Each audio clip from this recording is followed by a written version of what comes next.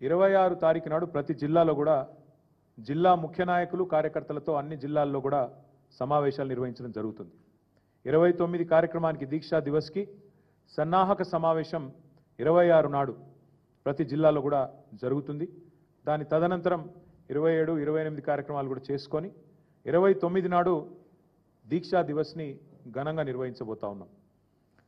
ఎక్కడైతే కేసీఆర్ గారు అల్టిమేట్గా తన దీక్షను ఫలవంతం చేసి ఆనాడు తెలంగాణ ప్రజల దశాబ్దాల కోరిక అయిన తెలంగాణ రాష్ట్రాన్ని సాధించడంతో డిసెంబర్ 9 నాడు ముగించారు.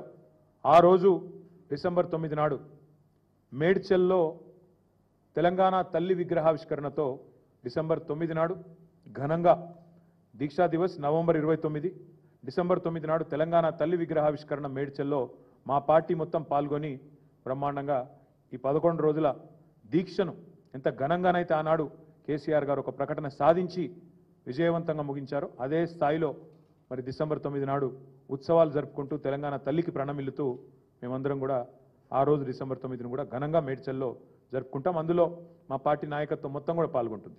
ఎమ్మెల్యేలు, ఎమ్మెల్సీలు, ఎంపీలు అందరూ కూడా మేము మేడ్చల్లో ఆ రోజు తెలంగాణ తల్లికి నివాళులర్పించి కేసీఆర్ గారి దీక్ష ఫలవంతమైన రోజును యాద్ చేసుకుంటాం.